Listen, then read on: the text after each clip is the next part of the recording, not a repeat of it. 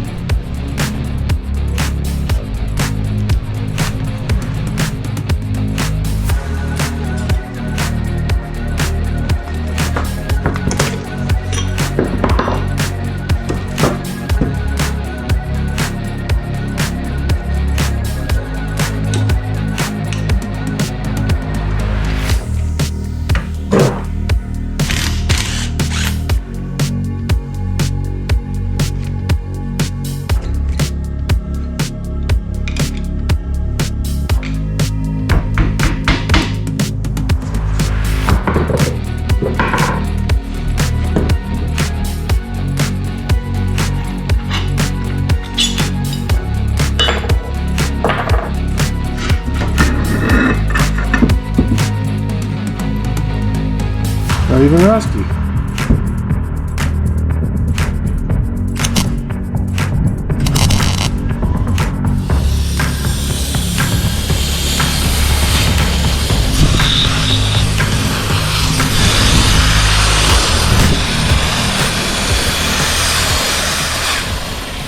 Well, I guess that's mission accomplished for right now. I got rid of all the rust pretty much. Whatever paint is left, I'll just scuff up with some 320 grit before I prime. That sandblasting is not easy work. I would not want to do that for a living. But I'm glad it's over with anyway. I didn't get too crazy up on the neck here because I wanted to preserve these original decals. I'll just hand sand that. But yeah, I think I'm going to have to go to town and get some black primer. And then I'll have to decide what I'm using for paint. I don't think I'm going to use engine enamel. I think I'm just going to use gloss trim clad, because it may not hold a shine quite as well, but it takes rock chips and that kind of stuff a lot better without chipping. So probably what I'll do there. Anyway, I need a break from this project for a bit. My back's sore after doing that sandblasting. My frame is all clean and hung. I'm going to do a little primer work on it. And this is what I'm using, 3-in-1 black primer. It's an etch primer, plus it builds well so you can sand it. Can't believe how expensive this stuff is getting. $26 now for one can of primer.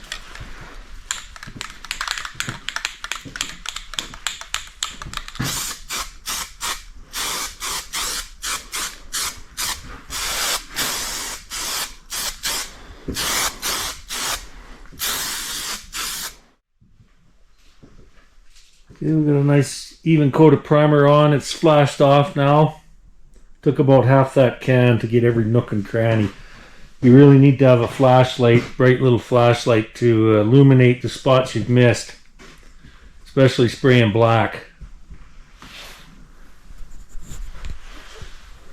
But I'm going to go straight to the gloss black in the morning. I'm going to leave this sit overnight, cure up, then we'll hit it with the gloss black enamel. Okay, I'm getting ready to spray this frame. I'm going to use this trim clad gloss black enamel, which is very similar to what Yamaha would have used. Yamaha back in the day, they didn't even use a primer, they just sprayed the enamel right on the bare metal. But I find this professional brand dries a little faster, a little easier to work with. But man, paint is getting expensive. That's $23 Canadian. I remember when this was like 12, 13 bucks. So anyway, we're going to get spraying this here. I'm going to try to get the nooks and crannies first.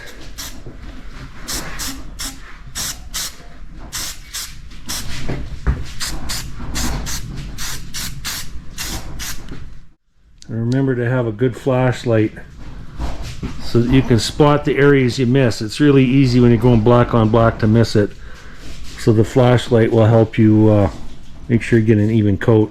Anyways, I'm going to spray this and then we'll come back when I'm done and take another look.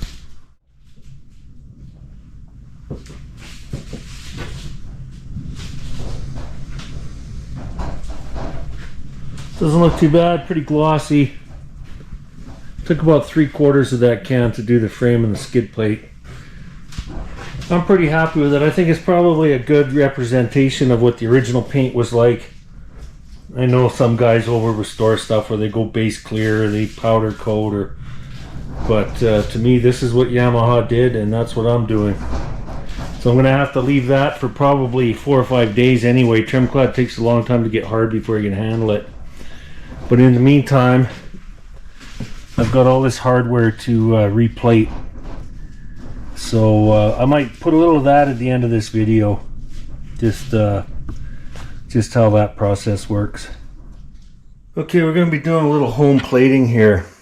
I'm not going to get too deep into it because there's tons and tons of videos on YouTube about how to do home zinc plating. I've got some flashing here from Home Depot. Some solid copper wire out of some house wire. A little brush from the dollar store, wire brush. Cell phone charger, an old flip phone cell phone charger that nobody wanted anymore. And then I've got some zinc flashing here and a copper tube here. Negative goes to the copper tube, positive the zinc flashing. The liquid in there, I don't remember exactly what it was, but I'm pretty sure it was like vinegar and sugar and salt and water. Maybe, I can't remember. But like I say, if you want to try this at home, there's tons and tons of videos on it, so I won't go too deep there. I do want to show you the results though. This nut is for the pivot bolt that I had so much trouble with in the one video. This is all rusty, or was rusty. I cleaned it up with this Evapco Rust. You can also use CLR. It seems to work just as good. So I'm going to try zinc plating this and this kickstand spring, which I can't get from Yamaha anymore. So see if we can get them shiny again. Okay, we got the cell phone charger plugged in. I'm going to take a piece of copper wire. Just hang it like that. You got to make sure that you're shiny here and shiny here to make contact.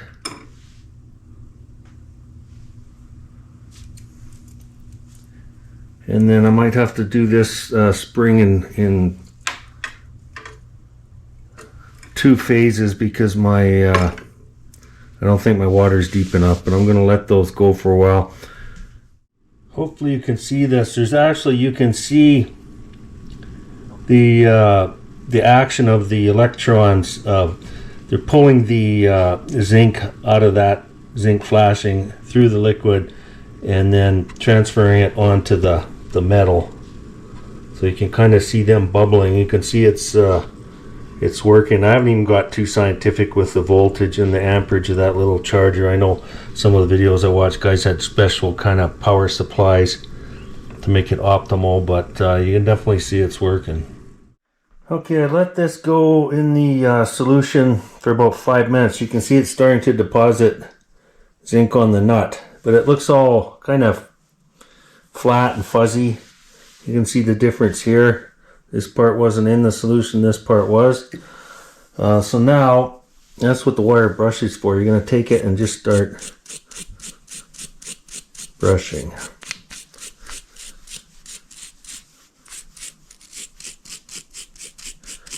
Can get kind of hard on the fingers if you're doing a lot of pieces. But it's a good kind of snowy day project.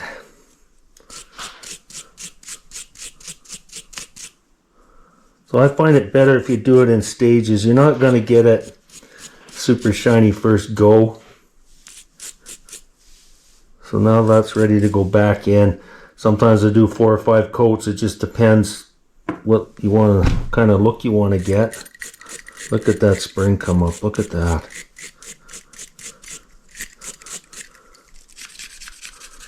Sometimes steel wool works good on certain spots that the brush doesn't, but the brush or steel wool will work.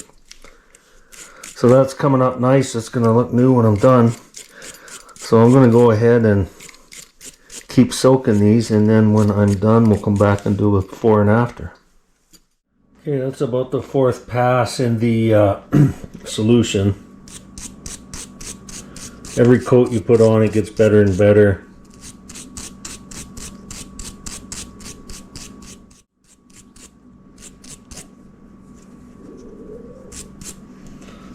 So look how nice that come up. We'll do a little before and after here.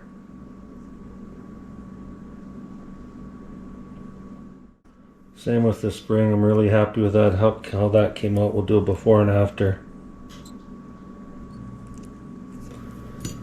So yeah, it's time consuming, but you can get some nice results, and then you're also using original hardware, which makes your restoration kind of more authentic. So yeah, I did the head of this bolt. I'm not going to bother doing here because it's inside the frame anyway. But yeah, pretty happy with that. Anyways, something you can experiment with yourself. And yeah.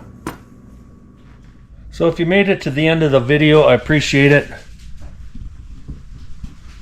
Hope you have enjoyed the look at restoring this frame. Stay tuned. The next episode will be fixing that exhaust pipe, taking the dents out and repainting it. So anyways, I want to say thanks for tuning in. We'll see you next time.